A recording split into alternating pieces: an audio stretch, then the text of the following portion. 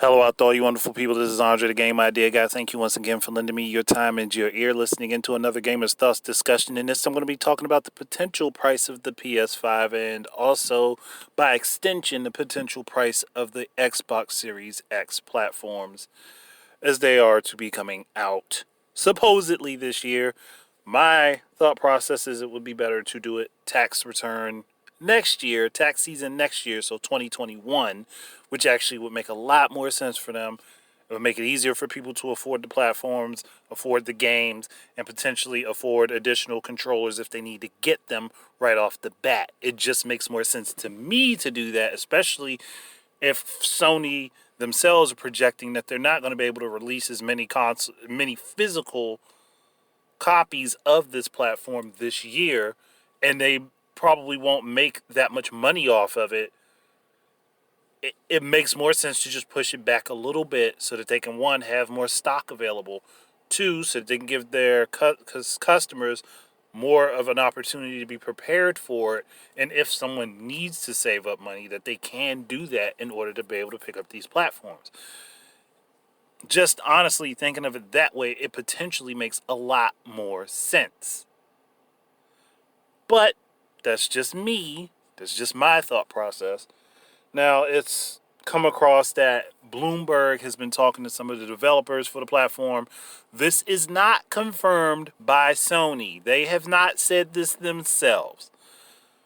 But potentially the PS5 could run anywhere from $499 to $549 at retail. So $500 to $550 for anybody thinking about getting it.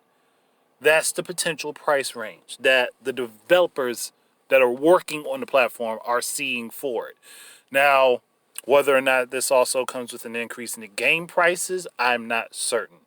But if they are increasing the price of the platform itself to that much of a degree, and they may potentially only be breaking even with it, I'd assume that this is likely going to be the same case with the Xbox Series X. There's nothing stating that will be the case, but potentially it could be the case. Now, me personally, this price range actually sounds like it would make sense with everything that they're trying to throw into these machines. And unfortunately, everybody's gobbling it up. And I've always said that pushing the technology to the nth degree for consoles is not necessarily going to make a better platform. The features, the described features are great, but that doesn't always mean that the platform is going to be better potentially from a standpoint of the games that are released, that are made. That said, Sony has been doing a great job with their exclusives in recent years, but if this console fails and doesn't do very well, that potentially puts Sony on the hook for a lot of problems coming in the future.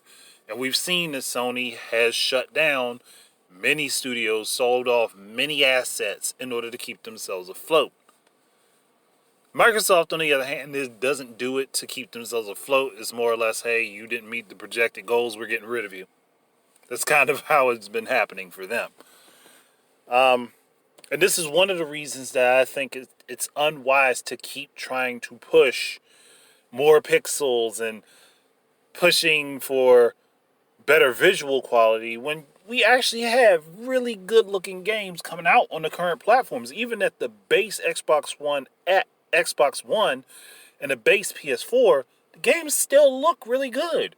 I don't know why people need so many pixels on their screens to just say they have a better quality picture in the game, when it really doesn't add anything to the game other than it looks better. Like, that's about it. I mean, granted, I'm not one against having better visuals, but if that's all there is, that's all there is. It's no substance. It's like, let's just put it this way. It's like a beautiful woman putting on makeup that she doesn't really need. She could potentially look better with it, but it doesn't really change her. It doesn't make her a different person.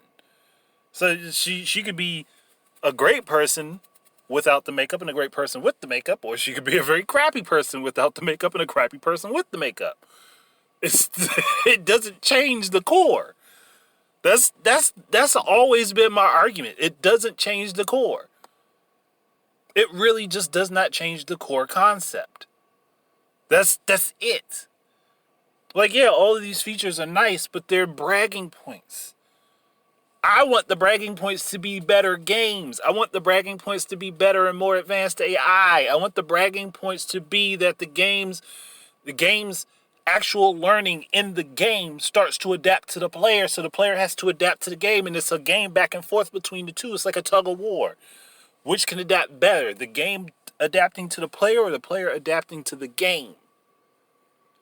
That's what I want personally.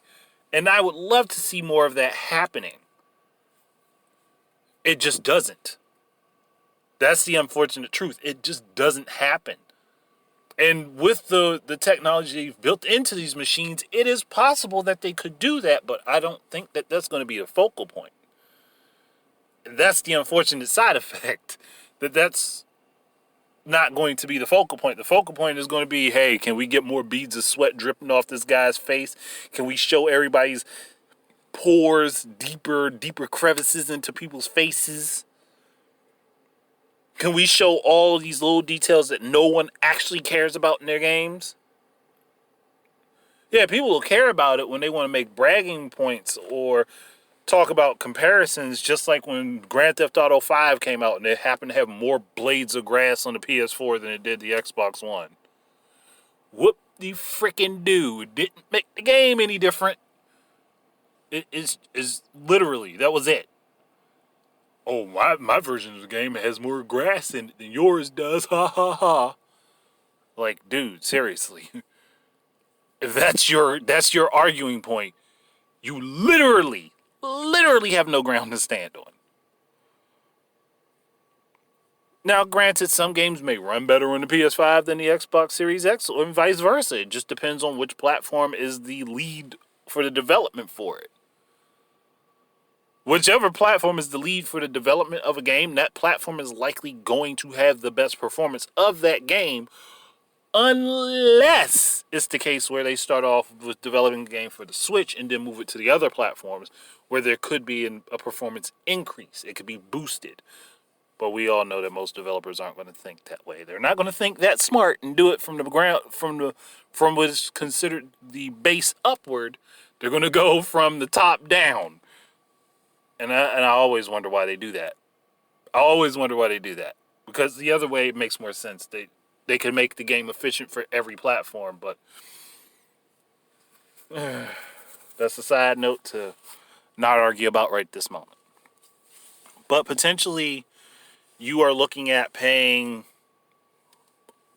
half a month's rent, or your car note, or a full paycheck, or any number of combination of things that you can think of resourcefully as a person to get these platforms. Not saying that wasn't really the case before, because, I mean, game consoles haven't been increasing in price over the years, but the price is getting higher and higher and higher because they're stuffing more and more high-end technology into it. And to be honest, with the way things are going, they really don't need to do it. That's why I do prefer Nintendo's method of going for more efficiency and trying to keep costs down. Because honestly, it works better for the consumer that way. And on top of that, Nintendo, while they're keeping their costs down, they're still going to be making money off the console itself and off of their games because they don't have to charge as much. But me looking at the way this era is going for games, and it might sound stupid, but Google Stadia kind of gave us a warning that game prices are going to be increasing, since Stadia's prices are higher than the norm for what's out currently. That's probably likely going to be the case with these next two platforms, with the Xbox Series X and the PS5. That's likely going to be the case. I don't want it to be the case. I'm hoping I'm wrong on that, but I have a feeling that I might not be. But just like I said, like the price range makes sense with what they're stuffing into it, and I've made my arguments against it. But like, and I'm not saying I don't want the platforms to be successful. I'm just saying like the way things currently are going, this may be a struggle. This may be a struggle for both the Xbox brand and the PlayStation brand, especially if Nintendo Switch keeps being as successful as it is. This is going to be a struggle for them. If Nintendo keeps remaining this successful, they're not going to push out their successor to the Switch anytime soon. You can trust me on that. And if everybody drops them like they did the last time, they'll just continue what they were doing at the start of the Switch's life and just put their games out on their own and work with indies that will put out better quality stuff than a lot of the AAA developers are. And I mean better quality as in the game is pretty much complete when it's released by indies. There may be some glitches, there may be some issues, and updates may need to be done. But for the most part, when they release a game, it's a quality game. But again, that's just me thinking things out, talking and all that. I'm hoping this generation does well, but I really don't see it doing well. And I mean, for me, I've been gaming for 6 generations now. Been gaming since the 3rd gen, since I was 2. I've been gaming for 6 generations now. It's it's something that worries me about the industry. And even though it makes a lot of money, there is a very high potential for a collapse if they handle things incorrectly and they mistreat the consumer base. But got all that out. Thank you guys very much for listening. Keep your eyes and ears up for more stuff from me. And until the next time, please enjoy your games and peace out.